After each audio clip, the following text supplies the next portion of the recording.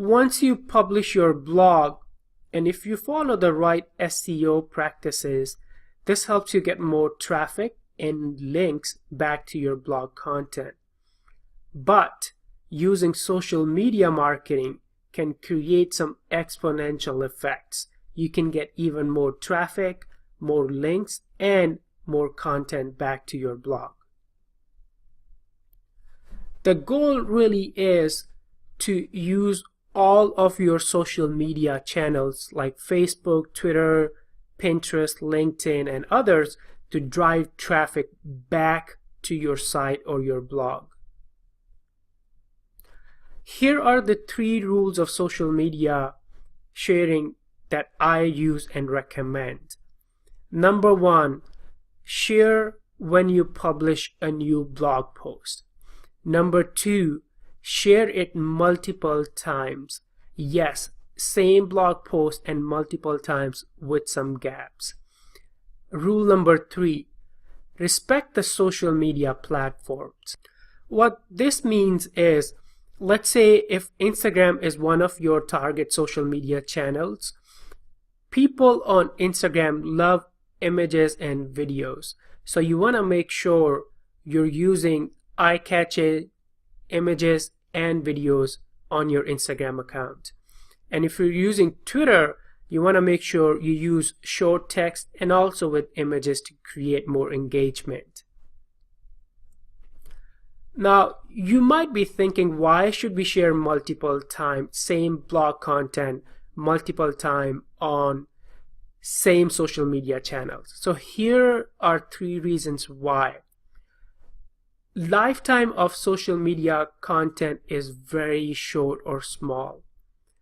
Look at these 2 quotes or stats from Post Planner and SEO Moz at the bottom. According to Post Planner, after about 2 hours, your Facebook posts disappear from the newsfeed. And then SEO Moz says, we learned that 18 minutes is an important number. That's the median lifespan of a tweet. So your lifetime of Facebook post is about 2 hours, and your lifetime of a tweet is about 18 minutes. Very short. This is why you want to share multiple times so you can have your post or tweet seen by as many fans as possible. And then number 2 is you can hit multiple time zones if you're sharing your content multiple times. And then number 3, this also allows you to use different content formats. You can use the same blog post and post with and without images and with different call to action text. This is the social media sharing schedule that I use for my blog promotions. So if you look at this, when I publish a new blog post, I make sure we send it on all of our social media channels. So Twitter, Facebook, Google+, LinkedIn, or Instagram, or whatever channels you may have. And then on the same day with some gap, 6 hours later, I share on Twitter again. After 2 days, another tweet on Twitter. Next week, again on Twitter, and then also on Instagram. And then after about 2 weeks, I add Facebook and Google Plus to the mix again. And then after a month, you can publish the blog on all of your social media channels again. Now, make sure your blog content is mixed with other social media content that you're putting out. Your blog content should not be the only piece of content that you're posting on your social media channels. Now, if you want, you can pause the lecture, take a screenshot, and use this as a template. But I will strongly encourage you guys to create your own social media sharing schedule and test it and see what works best for you. Let's look at some of the best practices for using Twitter in order to promote your blog content. So very first thing, you want to make sure you're sending your tweets at the best times. So here is the study done by Quick Sprout. And according to this, if you are in B2B market, Monday, Tuesday, Thursday, and Friday will be the best days to tweet. And if you are in B2C market, Wednesdays and then the weekends are the best days to send out your tweets. And also 12 p.m., 5 p.m., and then 6 p.m. will give you the highest engagement. Here are some examples of how you can use the same blog post and create multiple tweets. So this is an example of a blog post that I created a few weeks ago. The title was 6 Ways to Skyrocket Facebook Engagement with Examples. My first tweet was just the title with the link. So 6 Ways to Skyrocket Facebook Engagement and that link. And then my second tweet was actually a question. Are you getting good engagement from your Facebook post? And then the link. And then I used some text from that blog and then made that as a tweet. Post about trending topics for more engagement on Facebook, and then the link to the same blog content. On Twitter, you also want to make sure you use relevant hashtags in your tweets. And there is a very cool tool that I love, Hashtagify, that can help you find some relevant hashtags. And let me actually show you how to use this tool. So it's hashtagify.me, and this is what the tool looks like. So let's say if you are a food blogger and you put the word food and hit search, this tool is going to show you several other hashtags that are relevant to your main hashtag. So for example, if you are a food blogger or in the food industry, foodie, delicious, cook, health, cooking, yummy are other relevant hashtags that you can use in your tweets.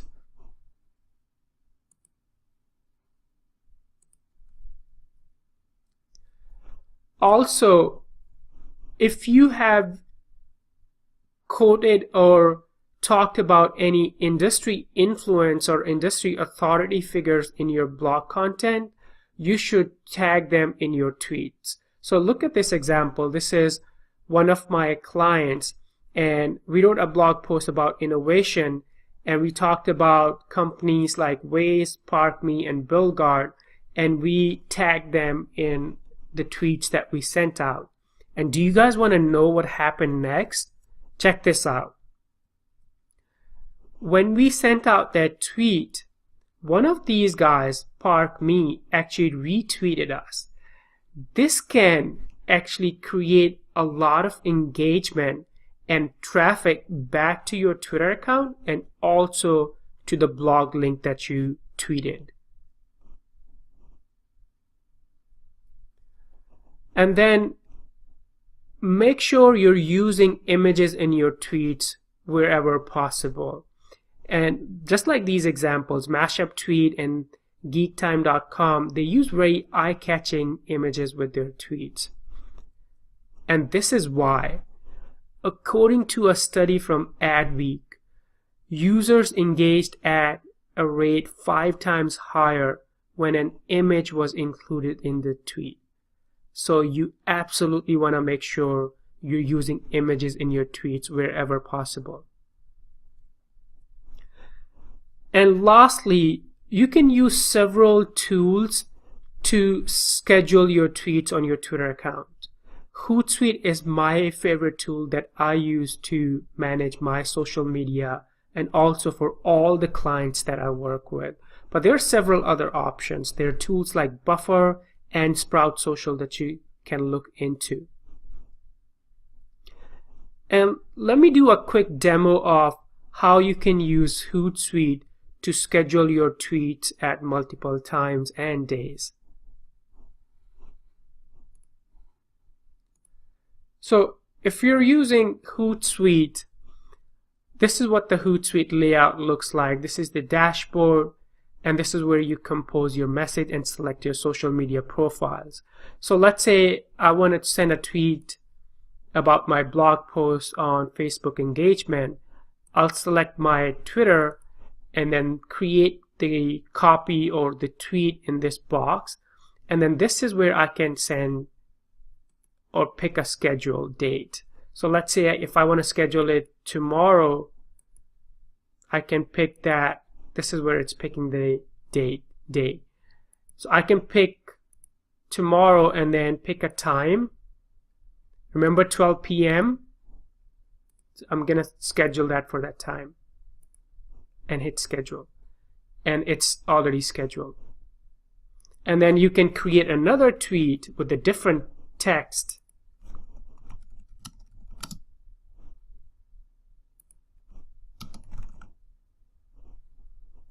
and schedule it for another day.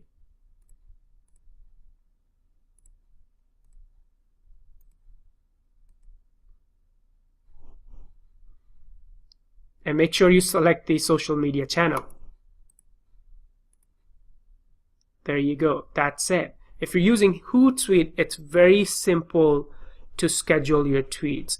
But I believe the other tools like Buffer, Sprout Social are also fairly similar and simple to use. In this video, let me show you some of the best practices for using Facebook in order to promote your blog content. So number one, you obviously want to use the best times to post on Facebook. And this is the study done by QuickSprout. And if you look at this, Thursdays and Fridays are the best days to post on Facebook. Also, as far as the best time of the day, 1 p.m. and 3 p.m. can get you more shares and clicks.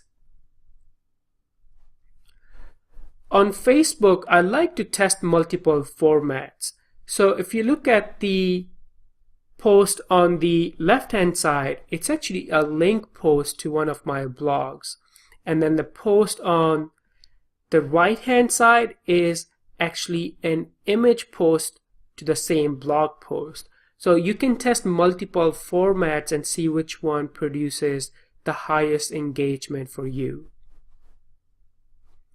And like Twitter, you also want to make sure you use relevant hashtags that you can find by using hashtagify.me in your Facebook post. Now, a couple of things. Don't use hashtags that don't make any sense. So for example, hashtag awesome, hashtag live. If it's not relevant and if it doesn't make any sense for your content, don't use it. And also, don't stuff your post with multiple hashtags. Usually 1 or 2 are more than enough. Wherever possible, make sure you're using images in your Facebook posts.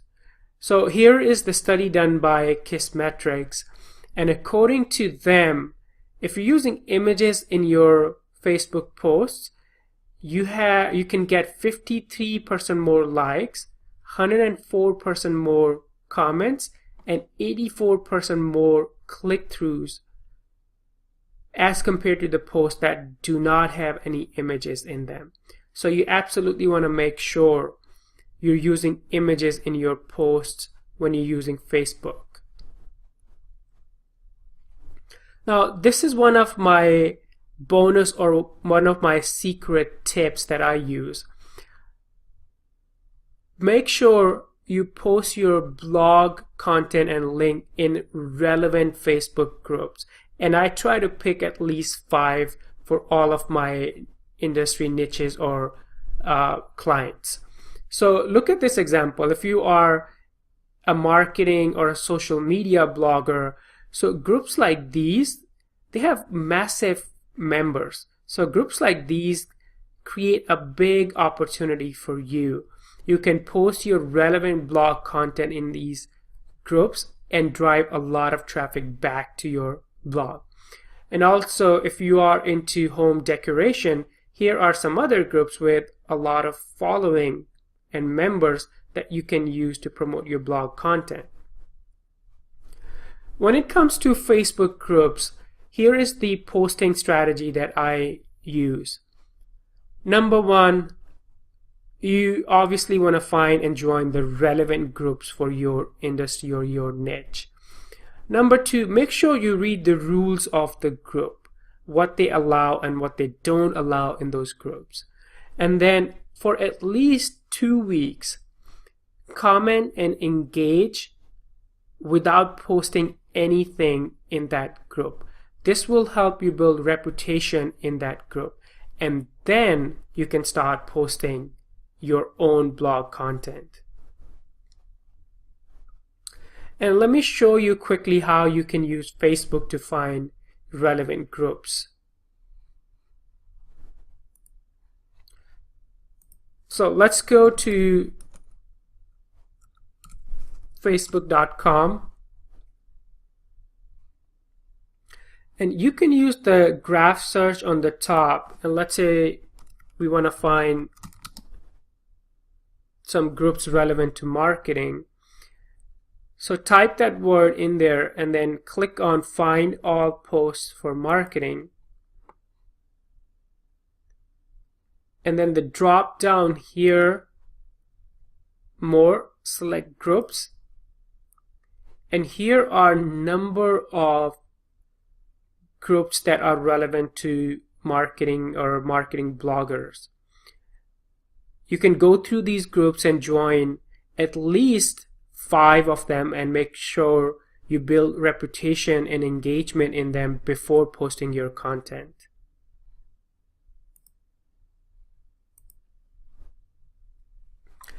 And just like Twitter, you should also use scheduling options when it comes to Facebook. So Facebook has a really cool native scheduler. This is a compose box for Facebook pages, and look at this on the right hand side. On this, if you click on this down arrow, you have an option to schedule. So you can schedule your Facebook post in advance. And also the Hootsuite and other tools like Buffer and Sprout Social have very cool and simple scheduling options that you can use to schedule your content for Facebook. If Google Plus is one of your target social media channels, here are some best practices that you can use to promote your blog content on Google Plus. So very first, obviously, you want to make sure you're sending your content out to Google Plus at the best times. And again, this study from QuickSprout tells us that weekdays, Monday, Tuesday, Wednesday, Thursday, Fridays are usually the best days to post on Google+. And also, if you're posting between 9 a.m. and 11 a.m., you have higher chances of getting engagement from Google+.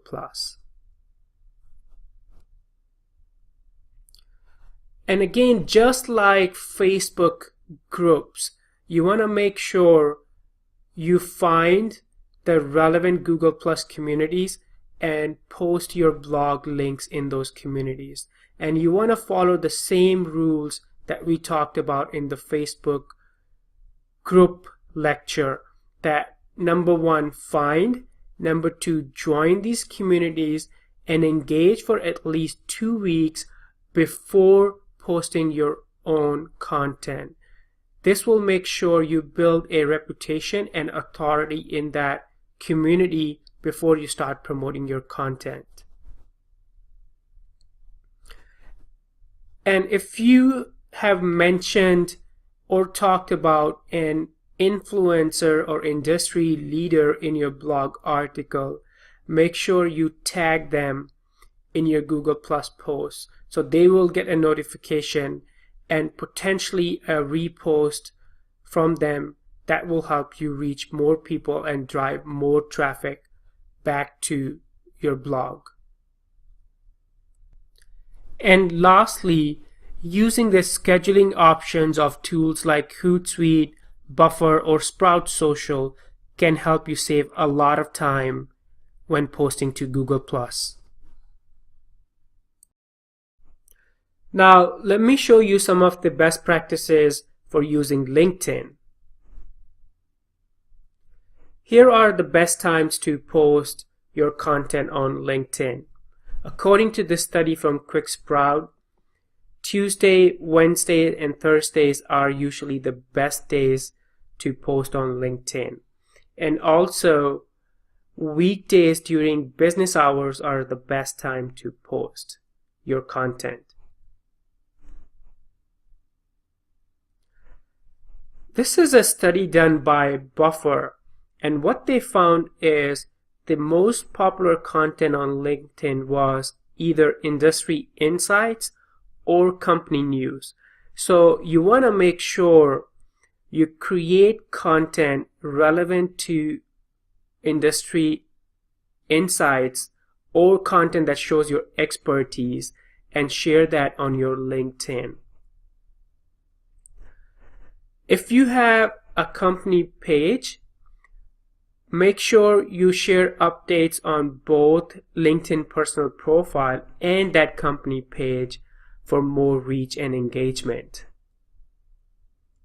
And by using the same scheduling tools that you use for other social media channels like Hootsuite, Buffer, and Sprout Social can help you save a lot of time when you schedule your content in advance. Here are some of the bonus tips for LinkedIn. A lot of people on LinkedIn don't have their profile complete. So make sure you complete your profile before you start promoting your blog content. Also, find relevant connection and reach out to them. You can add a link to your blog or website on your profile. This will make sure people can easily find your blog and website. And when you comment and engage with influencers on LinkedIn, it helps you build a reputation and authority on the platform. And if you don't have a LinkedIn company page, make sure you create and complete that LinkedIn company page so you can share your blog content there also.